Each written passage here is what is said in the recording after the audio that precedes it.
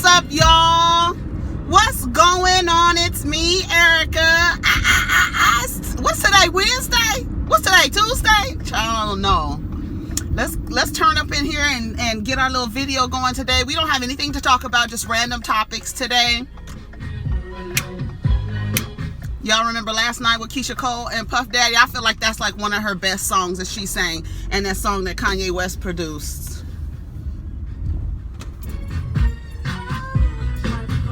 Yeah, I don't want to get my little copyright. They'll tell the diva, you can't monetize this video, sweetie. So go ahead and hit the thumbs up or thumbs down, and subscribe. Hit the notification bell twice, and then leave a comment whenever you feel like it. Whatever the mood strikes you, and just let me know you stop by. Say hey, hit me with a wave or something, honey. So what are we down here talking about today?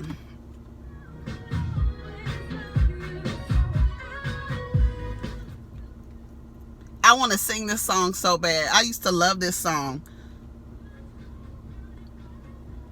Yes, come on, Keisha Cole. Come take this pain away. So let's talk about, I got my notes right here. So the first person I want to talk about, it's nothing. We just talking down here. Oprah said, I don't know, did the lady block me? Let me see. She must have blocked me. Oh, yeah, she did block me. I got her together. I sure did. I got this lady together on Twitter because Oprah came out. Let me see what this damn article says. She came out, they said, in this bizarre video telling white people to admit that they're racist. And you know who her audience is, honey. And they don't know, honey. That's people falling out from aneurysms left and right, baby. So she had this video. I heard her just say basically, here's the video. Hold on. This is weird how this thing is. Hold on. An uncomfortable conversation with a black man, part 1. There are white people who are not as powerful in the system as the system of white people, the caste system that has been put in place. But they still, no matter where they are on the rung or the ladder of success, they still have their whiteness. Whites have a leg up, she insisted. You still have your whiteness. That's what the term white privilege is. It means that whiteness still gives you an advantage no matter. It is the fundamental issue. Says this is from theblaze.com. It says during the discussion, Winfrey spoke with her guests who discussed their own personal come to Jesus moments in admitting that they too might just be racist. One man says, I was born in the 70s. I was born and raised in Manhattan. I've always considered myself to be liberal. Now I'm not only a friend of people of color, but also an advocate. But this movement over the last month has been powerful. I realized that I couldn't be racist. I realized that either I was racist or anti-racist, and I'm not an anti-racist. If the white person is your problem, only the white person can be the solution. And that's the objective. It's like you have to first admit that you benefit from this system from birth to death. And like I told this lady, and she said something. Let me see what she said. Hold on. Let me do this. I'm going to see what she said because she ended up blocking me. I didn't know she blocked me, but I got her behind together when she mentioned affirmative action. Oh, you want to talk about affirmative action? Okay, hold on a second. Let me do this. Hold on.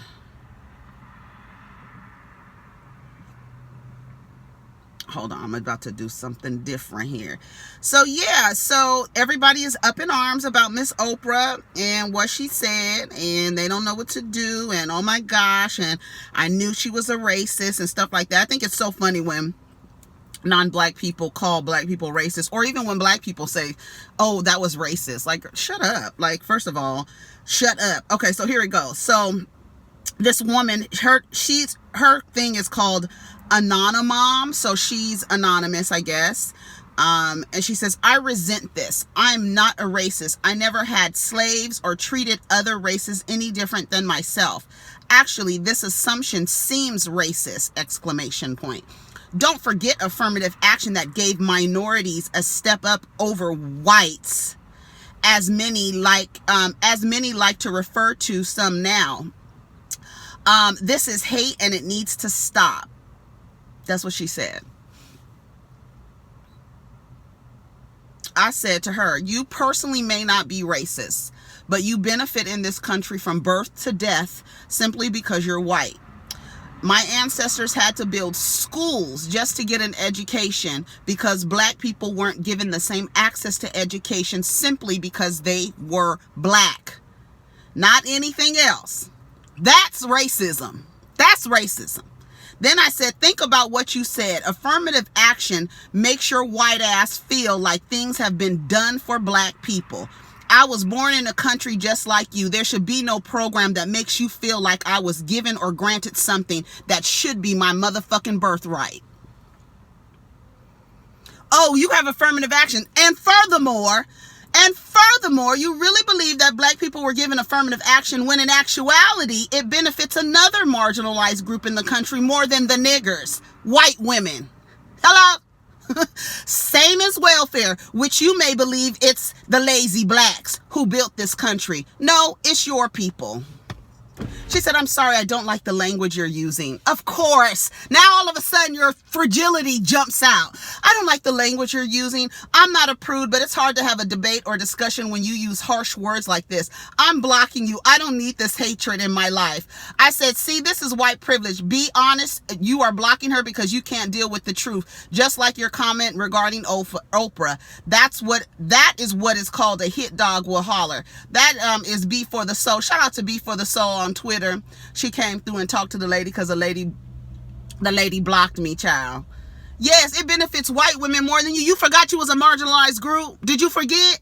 You forgot, didn't you? You forgot it was a whole movement of women down there with pussies on their head, pink like this, pussies on their head, talking about we want rights. How in the world, if you don't understand the psychosis that people that were born in this country are asking for whites that are equal to white men, if you don't understand that, something is fucking wrong with you and you just are in denial. Period. If a white woman is on the street with a pussy on her head asking for the same whites, pay gaps, and all this other shit from white men, then how do you not understand that black people are asking for rights? You don't get it? You don't get it? You're asking for rights just like black people. Just like gay people. How are you? And then when you think about it, I was born in this country. I shouldn't have to ask for nothing to be equivalent to some white mediocre man. I shouldn't. It's ridiculous to even suggest that. It's ridiculous. Okay, let me go back to my own page. I had to go to another page just to see this heifer who blocked me. Oh, yes, this is what I wanted to talk about. This is what I really wanted to talk about. And it reminded me of Rodney. Shout out to Rodney the Voice. His perspective and his opinion about Common. Because it was just announced that Common and Tiffany Haddish are officially dating. First of all, before we get into Common and Tiffany Haddish, okay, we've seen them been together through the COVID and all this other stuff. We've seen them on the videos and stuff like that. Rodney has this theory that something is wrong with Common because he jumps from woman to woman to woman to woman to woman. Charles attributes it to him being a Pisces man. You know how that goes. They're your friends. They're y'all friends. It's a lot of them. Where y'all coming from? One right there. Ooh, where y'all coming from? Lonnie Rashid Lynn Jr., born March 13th, better known as his stage name Common, formerly Common Sense. Let's see. Do they have a list of his partners? They don't. They usually do. They usually have a list of people's partners. But Common has been with a lot of different women, and they don't seem, the relationships don't seem to last more than, I give it 90 days, but they seem to last about a year or 2 years. Just recently, Jaguar Wright came out and had a lot of things to say after Malik B, co-founder of the Roots crew, died. Apparently he may have died as a byproduct of his addiction.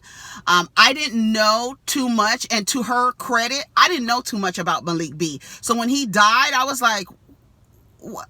Who? Like, I was like, what? Malik B. And I'm listening. And then when I hear Jaguar Wright's story, it makes sense that they didn't really take care of him the way that they should. And he had an addiction. And apparently they were only giving him like $300 a month or something like that, I guess, to keep up his addiction or whatever.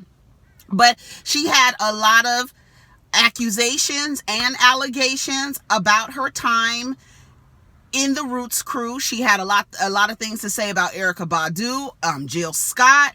She had a lot of things to say about Questlove, what's his name? All the niggas of the Roots. And then she went on to talk about Common, and I guess they used to fool around. She used to fool around with Talib Kweli. We was just talking about Talib Kweli the other day. She said about Talib Kweli that when they would do Black Lily, which was now let me do this disclaimer. I'm not a neo soul girl, despite what you may think. I am not a fan. I don't own a Music Soul Child CD. I don't own a Jill Scott CD. Surprise. Maybe the first one. I think I own Who is Jill Scott. I think so. And that was probably given to me as a promo CD. I do own Erykah Badu. She was the one that I gravitated to in terms of, the neo soul type of thing. But I always felt like neo soul was fake. I felt like it was a way to push Black soul R&B artists out of the R&B category to make space for white people.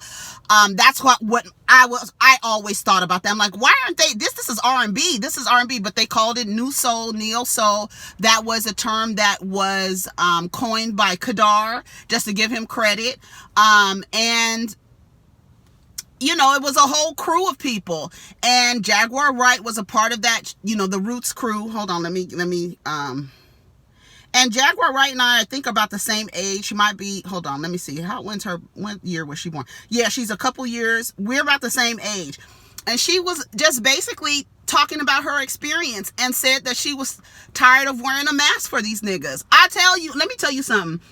The day when Black women stand up and talk about the things that they experienced in the hip hop industry, you saw how they treated the women that came out about Russell Simmons. There's more, and it's not against Russell Simmons. It's just about all of these men that you come in contact with in a male-dominated industry. Women don't have the best experiences. Whether you worked there, you was an intern, whatever it was. And she's just sharing her story when she was on the bus. And if you listen to her, she was saying how common some people are calling her, right? She talked about Jill Scott taking her style. She talked about Jill Scott being upset with Erykah Badu and the Roots because she didn't know that they put Erykah Badu on You Got Me, and she didn't know until she heard it on the damn radio. And the reason why they wanted Erykah Badu to do it was so they can hopefully win a Grammy, and they won a Grammy. And that's why on the verses, Jill Scott was like, I'm going to play my version. You play yours, but I'm going to play mine because I was the original person on there. To me, let me tell you something. I believe Jaguar Wright from the gate. When she started talking, she said she had to be with one of the Wu-Tang Clan when she was 19 and he was almost 50 years old, just so the other members of the group would not fuck with her. Can you imagine? She talked about Common being on, I guess, I don't know if they were on a tour bus or not, but he wanted to have sex. She says she kept her clothes on because can you just think about being a woman and thinking like, okay, if I leave my clothes on, it's going to take him longer to get to me and to rape me. Like, you got to think of stuff like that. Just what I was explaining to this guy the other day. He was like, when I listen to women talk about their experiences as being just a woman, to just like, I'm really taken aback. I tell him when I come out of a place, a place, a business, I have to have my keys in hand. One, so I can be prepared to get myself in my car, and two, to use as a weapon just in case. No man walks around with that mind, like, I just need to make it to my car. And then when I get in my car, I unlock the door right when I get close to it, and when I open the door, I hit the lock just like that. So because these other doors open, right? When I unlock the door, these other doors open, and there have been times where a man will jump into a woman's car and her not have any clue, and he came in through they'll be waiting right here next to the door. Men don't have to worry about stuff like that at all. And when I was explaining that to that man, I said, a man will never know. They will never get it. He's like, yeah, I didn't ever think about that. No, you don't. No, you don't. A lot of men don't think about what women have to go through and what we deal with. And a lot of men, and she said, they calling her and saying, girl, what do you want? Why are you doing this? Girl, she's telling her story. And when I tell y'all, what do I tell y'all all the time? When you tell your story, the people who are part of your story and the role that they played, they're not going to be happy. But I tell you all the time, be mindful. Be mindful of the role that you play in someone's life, because one day they're going to start talking and they're going to tell their story. And if you were awful and maybe you're not the same person anymore, but whatever story she's telling, that's who you were then. And if you didn't like it, you should have made a different choice and played a different role in that person's life. And that's just it. So they're like, well, you said all those things about the Roots and they just focused on Common. Whose fault is that? That's not her fault. That's not her fault. So she said she was laying down, she had her clothes on, and she figured to herself, hey, if he tries to get at me, it'll be enough time and then I could fight him off. She said she woke up to a penis in her face and he was trying to get forced fellatio. That's rape, y'all.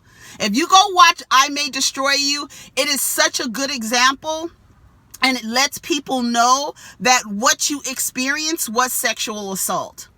What you experienced was rape on the spectrum, whether you were coerced, whether the man took the condom off in the middle of having sex. That happened to a friend of mine, and she was mortified that this man took the condom off while they were having sex. She had to take AIDS tests for a year and a half just to be on the safe side. And this happens. That's called stealthing. When they hitting it from the back and they take the condom off. Yes, that's rape, because you did not consent to have unprotected sex. Yes. So now they're mad at Jaguar Wright because she's telling her story, and she said, I'm tired of wearing a mask for you niggas. I'm tired. She talked about Talib Kweli and how at Black Lily they would be changing and he would be sitting in the back watching them change like a stalker that he is. And when she said that, I said, how he behaves and how he's so focused on a target, like he was with that woman Maya on Twitter for 15 days. And I haven't checked to see if he's still talking about her, but last week he was still talking about her. You're too focused and you become obsessive, and that's dangerous. That's a dangerous person to focus on a person for a whole almost a month. That's dangerous. And so when she said he used to sit in the back and watch them change and then try to sneak out when nobody was watching them, but she seen them, that made sense. I was like, oh, so he's on his stalker stuff. So that's why he becomes so obsessed on Twitter and with women and with racists. And I believe everything Jaguar Wright is saying. Every word she said, I believe it. I don't believe she's exaggerating. She talked about her husband. I don't know who she was married to. Hold on, let me see. I don't think it says who she was married to. She talked about Bahamadia. She talked about Flo Wright. And all of these people that she's like, she doesn't really want to talk about Flo Wright, I guess because Flo Brown. Why did I say Flo Wright? Her last name is Wright. I'm thinking about Erykah Badu as well. Flo Brown. I think she doesn't want to talk about it because there might be some allegations of sexual assault, and she doesn't want to talk about. I don't know the reason why she's like, I don't want to talk about it. This interviewer was asking her all these. She wasn't really asking her the questions that I would have asked her. She was just really allowing her to talk and to just get it off her chest. And she talked about mostly everybody in the Roots crew, mostly everybody. She talked about Questlove. She talked about Jimmy Fallon. She talked about Tariq. She talked about all of them. And she just let it happen and said the things that they would do on tour buses. And the only thing that my only critique is like, it's like she was slut shaming at the same time, but then it's like, you can't slut shame groupies who have been abused, right? Because they came on a bus. That's not what they're not asking to be assaulted. They're asking to have sex and to, get on the bus and smoke and drink and fuck or whatever. But they're not asking to be violated, right? And so she was like, she's where to sleep on the bus so that you can pay attention to the shoes that are walking back and forth. A whole thing. And I'm sure there are thousands of black women who have stories about their time in hip hop or being around or surrounded in that community. Trust me. I believe every word she said. And Common, yes, and it's like Common goes for one. She talked about Common. Oh, she said that a song that Erykah Badu wrote was about her. You might have a big butt, but I can still catch your nigga. I don't want him. That's Rodney's song. So yeah, that's about Jaguar Wright, honey. And she's just telling her story. You just got to be mindful. You got to be mindful of the role you play in people's lives. And they may not, they may decide to tell their story and you can't silence them. She said she's getting death threats now. That they're asking her, do you want money? People are asking her, why are you doing this? And it's all stemmed from them not honoring Malik B in the way that he should be honored as a member of the hip hop community and a resident in Philadelphia and a member of the Roots crew. She's not happy that Erykah Badu, Jill Scott from the Roots, they gave she said some generic post about, she said he deserves more respect from that. And she's tired of dealing with this stuff. And she's just going to start telling her story. And she said, until you guys do right by him, every day I'm telling another story. I'm telling you, and now after she talked about Common, the next day, Tiffany Haddish is on somebody's Steve-O's podcast. I don't know why a black woman is on Steve-O's podcast. Don't ask me, but whatever. Steve-O from Jackass. Okay, whatever. She's on there saying that, yes, we're screwing. We got all our tests and talking about their relationship and how it progressed and how they now, and how they're fucking. And here's the thing. Luckily, Tiffany Haddish's mouth is big. Luckily, she has a big mouth, because we'll see what Angela Rye had to deal with. Jaguar Wright says she fooled with Common for a little while, but he was just too clingy for her. Who else has Common been with? Hold on. I'm about to see.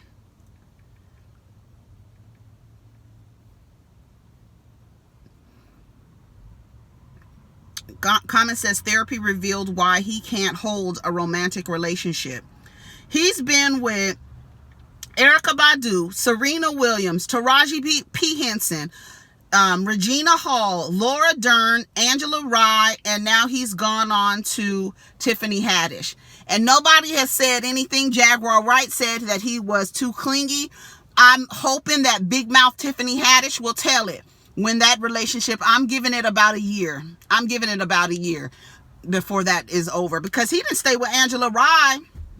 I didn't even know he was dating Angela Rye until, who said it? I think it was Rodney who said it. And I was like, what? Like, I didn't even, why? I was like,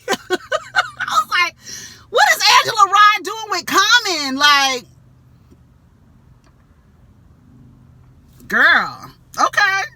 Serena Williams, all of them. And nobody's going to say anything because, you don't kiss and tell and this and that. But, child, I was like, okay. Jaguar Wright, like I said, I believe everything she said. I do. I do. I really do. She said they used to be on the bus doing all kind of stuff, on the tour bus doing all kinds of stuff. Can you imagine being 19 years old and having to partner with a 46-year-old man just so his friends won't assault you? That's the kind of stuff that girls and young women go through. And it's like, then you turn around and say, oh, they're sluts and they're fast and this and that. And all the time, this whole time, they're being preyed on by adult grown-ass men. But you want to say that they're fast. They're fast because a grown man wants to have sex with them. They're fast? Okay. And all the things that are put on women. And then for men, it's okay. You're excused because a man is a man. Men are taught to be sexual creatures. Women are not. How is that possible if a girl develops faster than a boy? Do you understand the mind fuck that goes on in all of this bullshit? It's like so much bullshit to make women feel a certain way.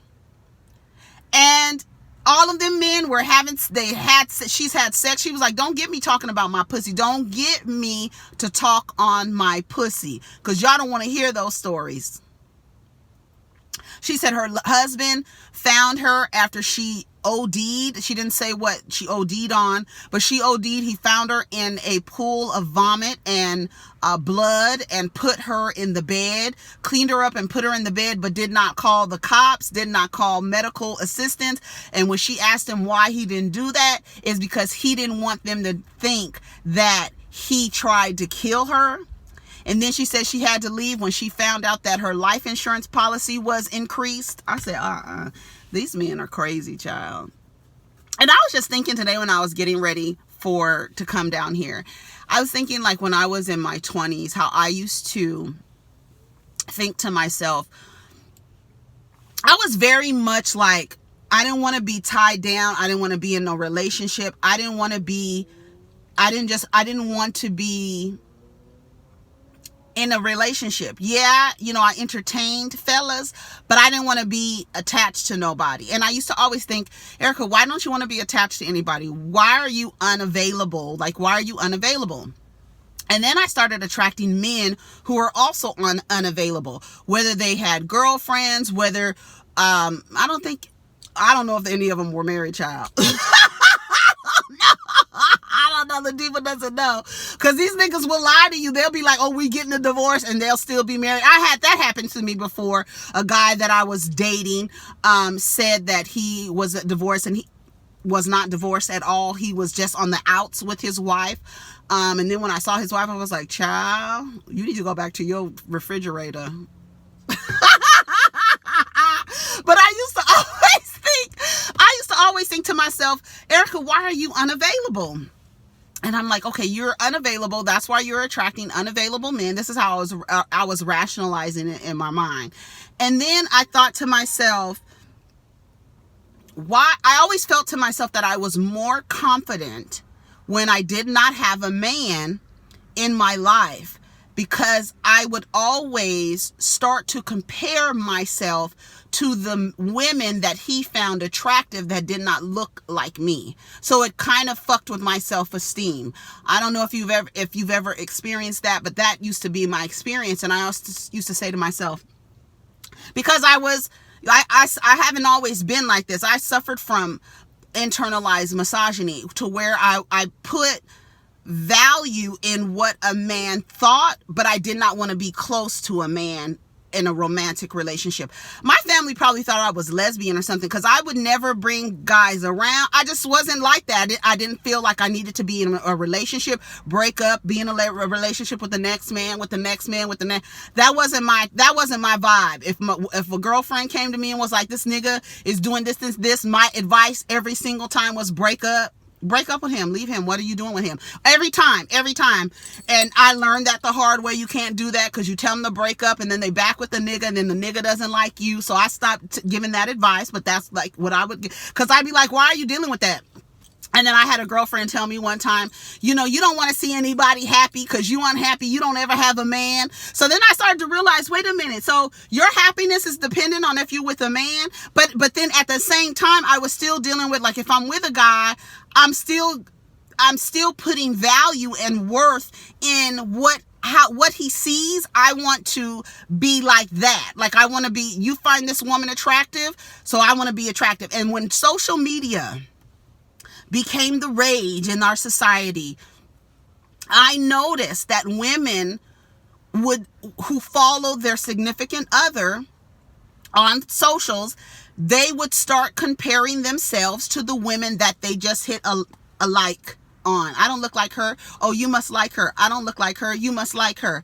And now I want to change my body so that I can look at like the women that you are doing this to, that you're hitting like on. Do you understand what I'm saying? You understand what I'm saying? So I always thought, I was like, okay, this is what I thought about this morning. I was always more confident when I felt like a man lowered my confidence. I really did. I really did. I just felt like that. I'm like, I had more self-esteem. I feel better about myself when I don't have somebody next to me talking. Stop talking to me. What are you talking about? What are you trying to say? And what are you trying to do?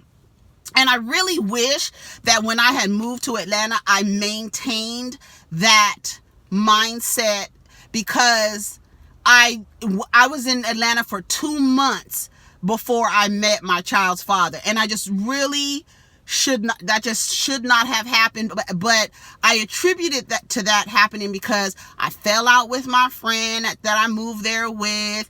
I didn't have my family around. I really didn't have a support system of women who would be like, don't mess with him. Don't do that. I had one friend who was like, I don't like him. I do not like him. And of course he didn't like her because he felt like she was a whore and this and that, when she was just a woman in her early 30s doing her fucking thing. You know what I'm saying? And it was just all of that typical, stereotypical shit. And I don't know. I felt more comfortable. And when I was getting dressed this morning, I was like, to me, like Cher said, it's not a benefit. There's not a necessity. It's nice to have if that's your type of hype, but it's not a necessity. It's like dessert, right? It's good to have dessert. Dessert is good. It's fun to have, but you don't need it. That's what Cher said, baby. You know what I'm saying? And I was like, why is that? I've always felt like that. And I used to always tell people, when I'm not in some type of relationship or relating to a new guy or whatever, I feel more confident. I don't know. And that was part of, I guess, it fucks with your self-esteem when you put value in how somebody else sees you. Because if you don't feel like they see you in the same way that they're looking at somebody else, it will fuck with your self-esteem. And when you're online and the guy that you like, and that's why little girls, it's this social media is so detrimental for little girls, because they're socialized to center themselves around men. And that's just what it is, or around boys. So when they start centering themselves around boys and they see what the little boys like, the girls with the butts and the boobs and the waist and they just, little boys, like, oh my God, what is all of this? When you give them a phone, you give them access to the world.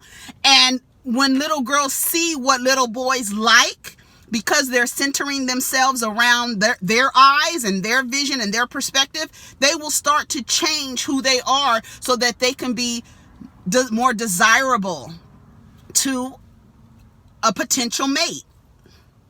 And that's just human behavior, but it's dangerous when we live in a society where people are changing their physical appearance in order to be desirable to someone else. I don't care what you say. Women can say, oh, I don't get surgery because I do it for myself. No, you're doing it for yourself to make yourself more desirable for a mate.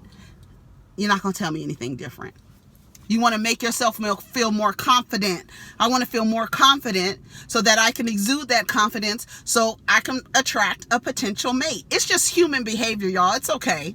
It's okay. It's just how we are as humans. And a lot of it is socialized. And a lot of that we have to reject. That socialized behavior, not to center yourself around what a man would want or what he finds desirable, once you reject that, you're better off. I'll tell you, you are better off, child. You are better off. And who else did I want to talk about? Oh, Azealia Banks. She cut all her hair off. So people, you know how that we do in black community, honey. If a woman cut, because your hair is what your crowning glory, your strength is in your hair, and they take that from a story in the Bible. Samson, is that his name? Is that his name? I don't know. Y'all correct me. Y'all correct me if I'm wrong. Samson, I believe. I mean, I could definitely just look it up. But yeah, that's where that comes from. So it's like there's an aversion to cutting hair. When you remove your hair, you're now making yourself more masculine. They talked about Tiffany Haddish because she just recently cut all her hair off, and Azealia Banks just cut all her hair off. I love not having hair, whether it makes me more masculine or not, because a woman is socialized to have long flowing hair. That's a social agreement. And when you go against the social agreement, now people are like, oh, you must be crazy, right? And then they attribute it to what we witnessed Britney Spears was going through, where she was cutting her hair because she was having a moment. I remember when I cut my hair, I went to work the next day. They were like, are you okay? Is everything all right? I mean, we just want to make sure you going through anything. Yeah. So, when you cut your hair, they think something is wrong. And Azealia Banks was like, this is the most freeing thing. I took a shower. First time I took a shower with no hair. It's just a whole nother experience. Is this what the dudes feel like when they cut their hair? I love cutting my hair. I love it. It's really, really liberating for me. And for me, it is a part of my activism. And that it just is. I disagree. I reject that a woman has to have long hair in order to be feminine or whatever the fuck label you want to put on her. I don't agree with that. I reject that. I remember when my father used to tell me, oh, you're just lazy. You don't want to cut your hair. That's why you don't want to comb your hair. That's why you cut your hair. And when I tell you my hair is thick as fuck. But I don't want it. That is part of my activism, is cutting off and rejecting that, how a woman is supposed to look. A lot of people are rejecting these societal structures. I was on a live yesterday with Madison and Jason Lee, and they were talking about, Jason Lee was talking about how straight women don't create safe environments for men to express themselves sexually. And it's so funny that our society will make you believe that men are these sexual creatures, when in actuality they're very repressed, because they're repressed by the boxes that they put themselves in. They won't try other things sexually because that they may feel effeminate in different sexual things. They feel like they can't do certain things because it makes them not a man. So they don't experience different, sexual expeditions because of it. I believe that men are very repressed sexually. It's okay. And it's funny because it's okay for a woman to explore her sexuality and to be with other women. It's okay, but a man can't do that. As soon as a man does that, he's rejected by straight women. So straight women I've said this before all the time, that they don't create safe environments for men to be honest. You don't want to date a bisexual man? Well, baby, guess what? You'll never know he's bisexual, because he's already heard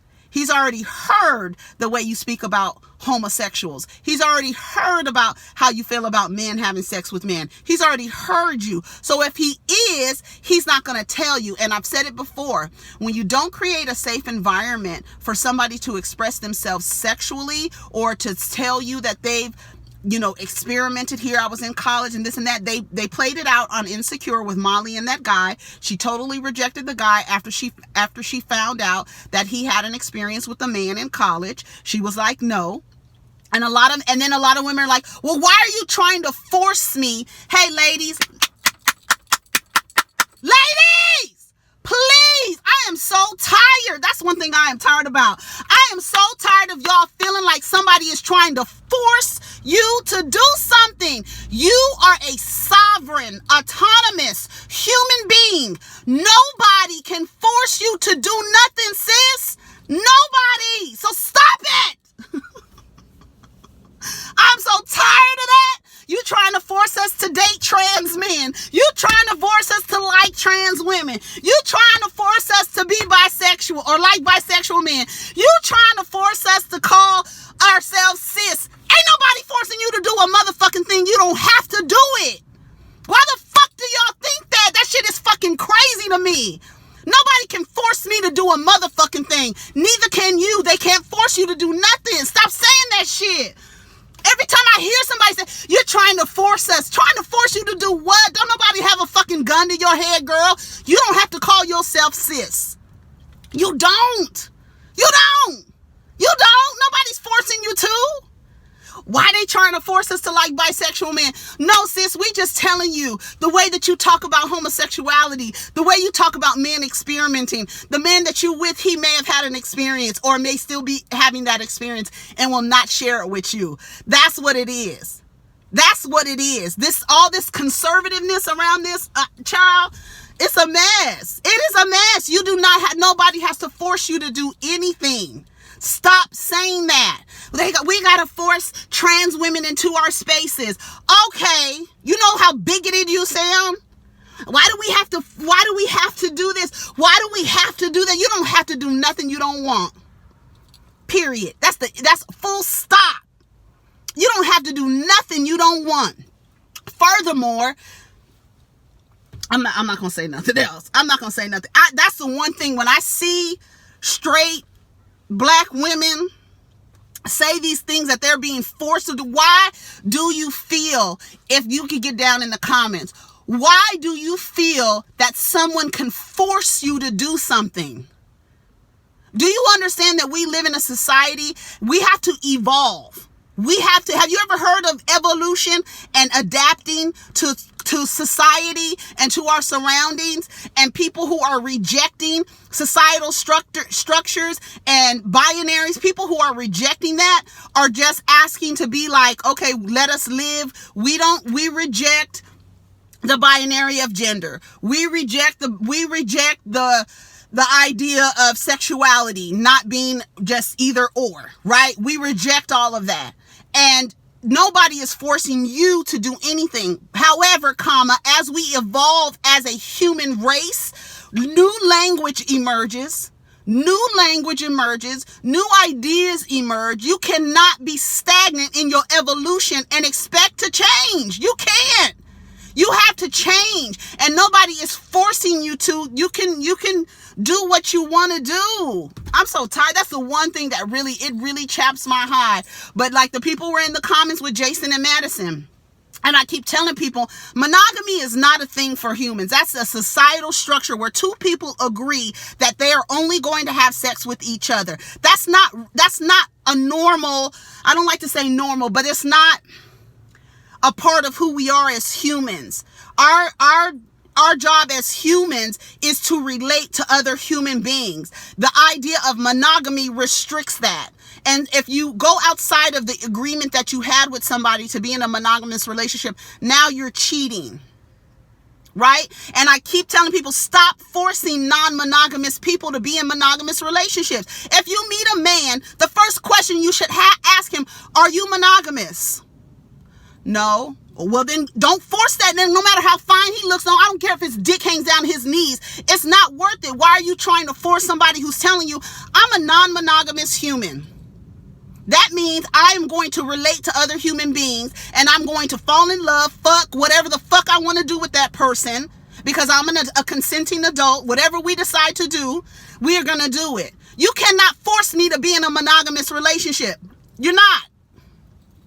You're not going to force you to be in a poly relationship or a open relationship. You're not. So stop saying that people are trying to force you to do these things. Stop trying to make men or women who are non-monogamous be in monogamous relationships. That's it, because monogamy is a social agreement. It's a social agreement. That's not how, in the animal kingdom, that's not how we act. And a lot of us are bind to societal structures because we're thinking complex human beings, and we have what other animals don't have, is the ability to communicate with words. So we're complex, and we have ideas and fragmented ideas and linear ideas, and this is just who we are. And so when you find another human being that you want to relate to and get closer to, you cannot, if they're a non-monogamous human being, you cannot tell them we're going to have an agreement of monogamy. Like Willie and Shonda. That's a non-monogamous human being. He should be with other non-monogamous women, not get married and agree to monogamy.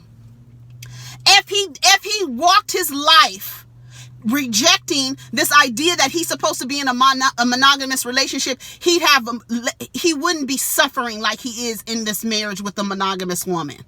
And a lot of women are married to single men. And that's just what it is, because you didn't force the these men, they're just nasty. No, you're trying to make them be monogamous. When I say unsuitable for partnership, when I say partnership, that's two people. That's two people. He wants to be in a relationship with more than you. So that's a non-monogamous human being. So when you come into this agreement, now he's cheating on you. Let the nigga go so he can go be who he is, and you find you another person who's monogamous. Nobody is forcing you to fuck bisexual men. Nobody is making you share space with trans women, even though it's bigoted as fuck, just the FYI. Nobody is forcing you. You feel like somebody is forcing you because you have guilt, maybe. I don't know. Maybe there's guilt behind it, underlying guilt. You feel like you're being forced to do something you really don't want to do, so maybe you're feeling guilty about it. So you're like, well, let me go ahead and lean into it. I don't know. Anyways, let me go. I gotta go. What time is it? Oh, it's early as shit. I still gotta go. I've been talking for 45 minutes, child. I'm out of here. We all over the place. We didn't have anything to talk about, so it is what it is. Let me get my ass out of here. Nobody is forcing you to do nothing, sweetie. Nobody. I want y'all to really, if anything you take away from all this gibberish I didn't talk today, nobody can force you to do anything. Nobody. No one. But you cannot force people into binaries that you are agreeing on societal agreements. You can't be mad because gay men are going against, they don't believe in whatever it is that you believe in, or trans women don't believe. You cannot force people. That's what you cannot force, is people to be in these boxes that were created by society, right? And when people reject that, when people go outside of that, now you want to put them back into that, or you want to put them off somewhere else, when humanity, it exists. We exist. All these types of people exist. And now these people are coming out saying, hey, I'm tired of walking around like this. I don't want to live like this. I don't want to do this. I want to live like this, and this is my truth. And you can't box people into the box that you choose for yourself. You just can't. You just can't. And all other people are just asking you to do is just be like, okay, just leave us alone. We in our shit. We doing our thing. Leave us alone. But sis, nobody is forcing you to call. I'm calling you SIS. Nobody is forcing you to call yourself a cis woman. Nobody is. Nobody is. I choose to refer to myself as a cis woman. Why? Because I use language that includes trans women. A lot of y'all don't even use language that includes trans women. So it's not even necessary for you to make a distinction. But you're still acting like somebody is beating you over the head. There's nobody beating you over the head. And half of you, I want to say not even half, more than half, probably 95% of you aren't even in spaces with trans people. And you're arguing and fighting over a societal structure that is fake at its foundation. Gender is not real. It's not. And when you can explain, here's male, here's female, here's intersex. Whether or not it's a 1% of our population, it is proof that there is a spectrum in gender. That's proof, whether you want to agree with me or not. The tissue, the organ tissue is all the same. Fallopian tubes, turn into testicles when the surge of testosterone come in. The clitoris turns into a penis when the surge of testosterone come in. If you really want to talk about it, we all start off as the prototype. All right? So when people grow up in a society and decide to reject the societal structure that says you were born with a penis, so you need to behave like this. No, I don't. I don't have to. I can reject that societal structure. I can reject the societal structure of race. I can reject the societal structure of marriage. I can reject all of that. We are not just black and white. It's some gray areas in between. And nobody is forcing you to do nothing. Like I said, more than half of you, probably almost all the people who are protesting, I don't want to be called cis. You can't force me to. You're not even in spaces where you would have to make the distinction. So shut the fuck up. I'm sorry. I'm sorry. I guess I need to go now. I done started cussing y'all out. All right, I'm out of here, y'all. Take care of each other and protect your energy. Peace.